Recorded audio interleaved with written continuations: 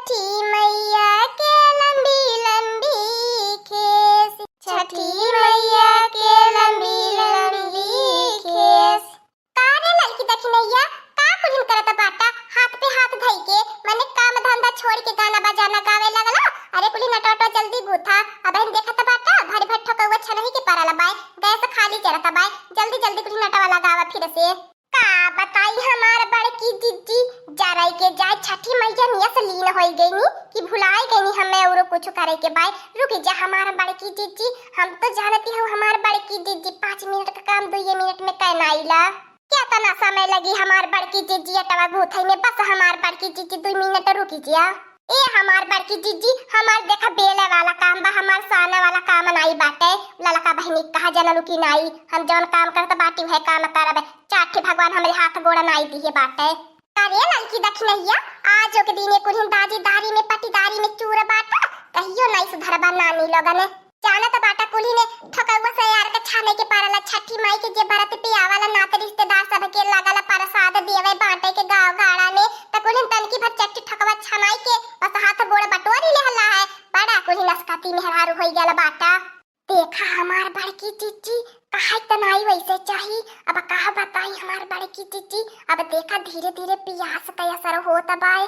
जा हमार दखिन हो जीजी, तो हो जवन बाटो के के सामने खुलिया मती, नहीं तो कहीं मनई कि अब इन आधो टाइम एको बेला नाई बीतल अतभरी के दखिनैया पियास गईली। आ का करता बरतिये रखैलू छठी मैया के जब तोहरे पियासी लगी जाला।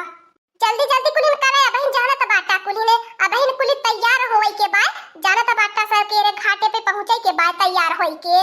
हाँ हो हमार बड़की दीदी, आज यह मेला तैयार हो जाई ने जैसे गवने के दुल्हन आर पड़ोसी देख के जारी जाए हो, देख पड़ोसी झल मारे। देखा हमार बड़की दीदी, हम तो चली अपन तैयार होवे, तब का हमार बड़की दीदी अब हिने 2 घंटा से कम नाई लगी तैयार होई में। अब हमार बड़की दीदी तो खाना बनावा, हम दखनो दीदी चलत बाटी तैयार होवे। ये देख लिया हमारा बहिनी लोगन, यहला लोगन भातार काटी लेले बहुत चालाकी है।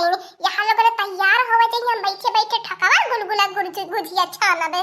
हाँ लड़की, हाँ बहुत नीक बहुत नीक बहुत नीक, बहुत बढ़िया से रंग थी, तनके बार बढ़िया से रंग कायदे से।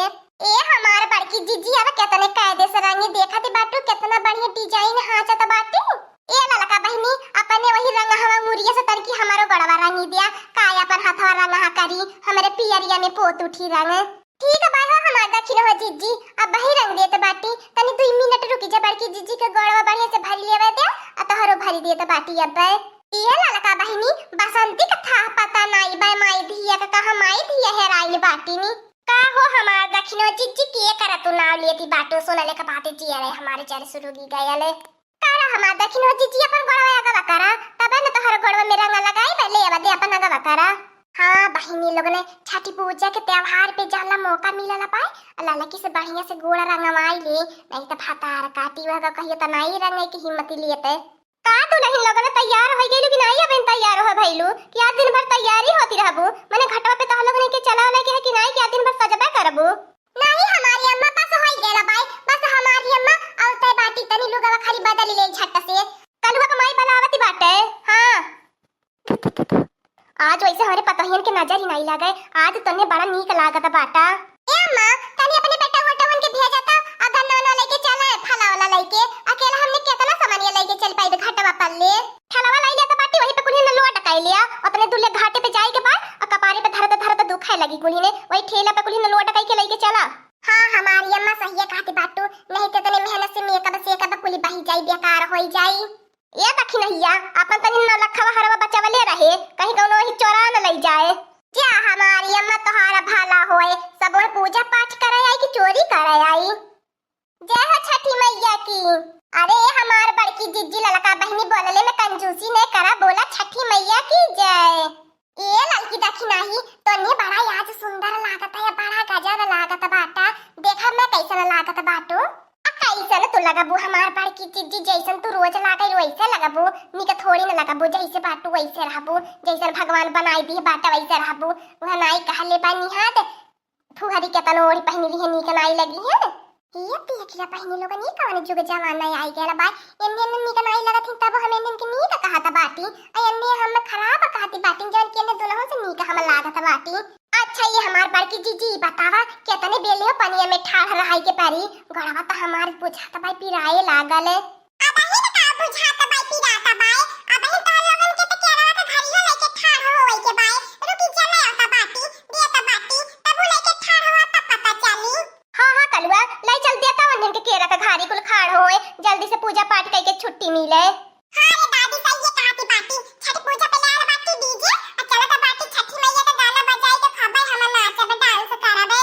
हां बाबू भैया लोगन ने अपने खुल गेला कहीं तो कैसे पता ही जब तक नाचा बनाई छठी माई के करे बरतिया भरहरी में 4 बजे सैया लेके चलिए कान्हे पे बहनिया भरहरी में 4 बजे छठी माई के करे बरतिया भरहरी में 4 बजे सैया लेके चलिए कान्हे पे बहनिया भरहरी में 4 बजे छठी माई के करे बरतिया भरहरी में 4 बजे दौड़ सिर पे लेके चली है दौड़वा भरहरी में 4 बजे छठी माई के करे बरतिया भरहरी में 4 बजे दौड़ लेके चली है दौड़वा भरहरी में 4 बजे।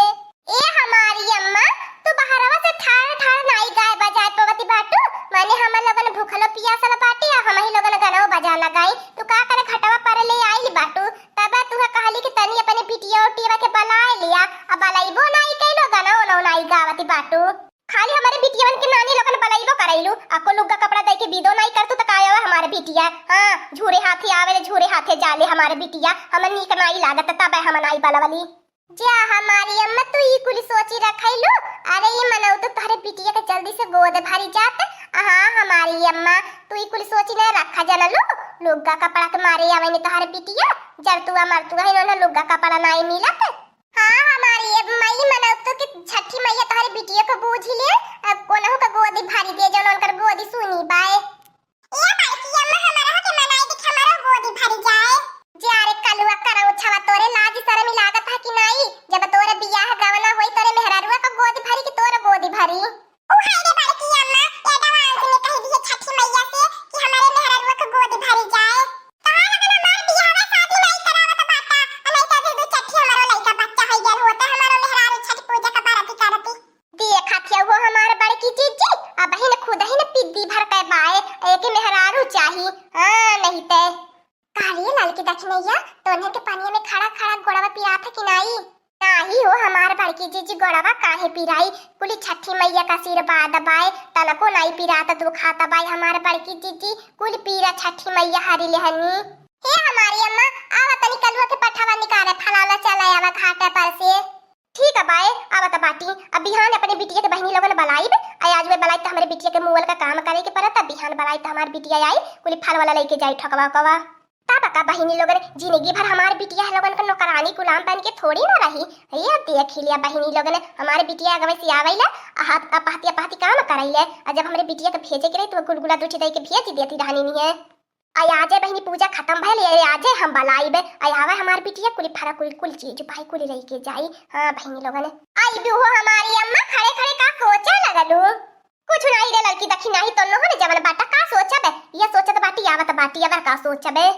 हाँ दोस्तों आज का कार्टून कॉमेडी वीडियो यहीं तक था आगे का कार्टून कॉमेडी वीडियो देखने के लिए हमारे चैनल को सब्सक्राइब करिए हमारे चैनल का नाम है दीदी कार्टून ऑफिसर।